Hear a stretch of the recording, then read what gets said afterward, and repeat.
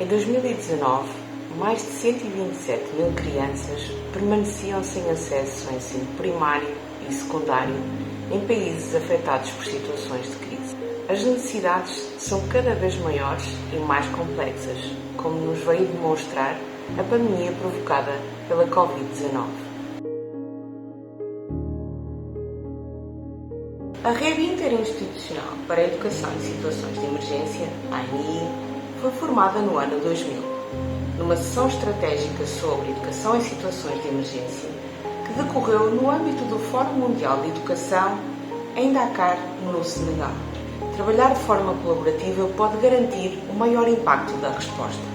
Trabalhar em rede permite-nos ter mais ideias, potenciar as vantagens comparativas, bem como as nossas diferentes competências.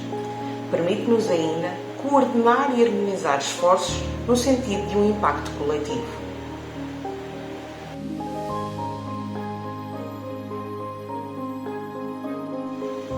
A missão da ANI é garantir o direito a uma educação de qualidade, relevante, equitativa e em condições de segurança para todas as pessoas que vivem em contextos de crise ou que são afetadas por situações de emergência, através da prevenção, preparação, resposta e recuperação. O objetivo principal da iniciativa dos pontos focais da ANI é apoiar a comunicação e o envolvimento reforçados com seus membros a nível nacional. Os pontos focais da ANI desempenham um papel fundamental na construção e fomento das relações entre membros da ANI no seu país. Os pontos focais da ANI são essencialmente pessoas de referência para os membros da ANI em cada um desses países.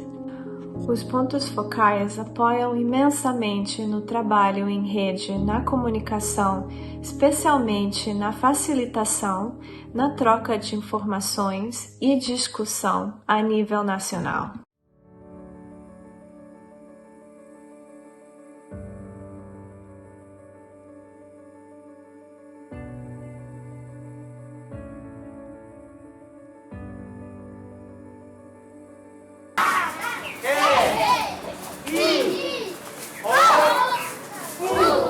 Numa crise humanitária, a educação é um trampolim para a reconstrução de vidas. E a importância da rede INE, da Rede Interagencial de Educação em Emergência, e o trabalho que essa rede desenvolve é poder fortalecer os membros, cada um dos atores, cada uma das organizações que trabalham nesses contextos, seja de crise humanitária, seja nesse contexto da pandemia, para que a gente consiga se unir e criar mais ferramentas, mais aprendizado em relação a como transcender esses desafios, transcender as barreiras impostas por essas crises. A tarefa da educação em emergência no Brasil pode ajudar a solucionar, a potencializar o trabalho que já vem sendo arduamente desenvolvido ao longo desses últimos anos, no caso da crise migratória, e ao longo desses últimos 12, 15 meses, no caso da pandemia. Então a ideia é que a gente possa se fortalecer e a INE vem para nos impulsionar nessa união e nesse fortalecimento enquanto atores humanitários que trabalham no campo da educação em emergência. Abraço bem apertado, bem apertado. Assim, agora, ó. Agora nós vamos fazer o verso que é assim. Um abraço. Os requisitos mínimos de educação em situação de emergência, eles são fundamentais para nortear uma ação humanitária aqui no Brasil.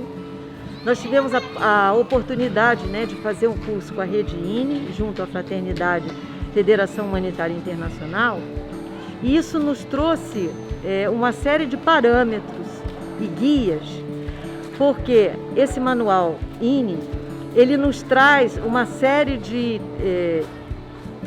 itens que estão baseados em ações, boas práticas que foram aplicadas em diferentes situações de emergência no mundo inteiro. Como trabalhar a participação comunitária, como trabalhar a coordenação das ações, de modo que a gente esteja articulado dentro do abrigo, com outras agências, que a gente possa estar tendo a participação das famílias e que a gente possa estar tendo a participação das crianças.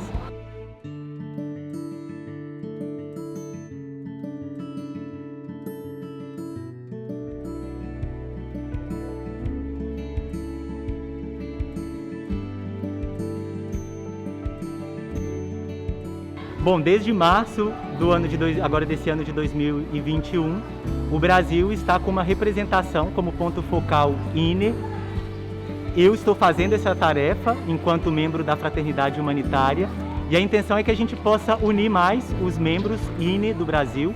Hoje temos um pouco mais de 80 membros e a ideia é que a gente possa compartilhar nossas experiências, nossas necessidades, ferramentas que tenhamos e também ao longo dos próximos meses estaremos desenvolvendo algumas atividades, tanto de formação quanto de articulação enquanto membros INE.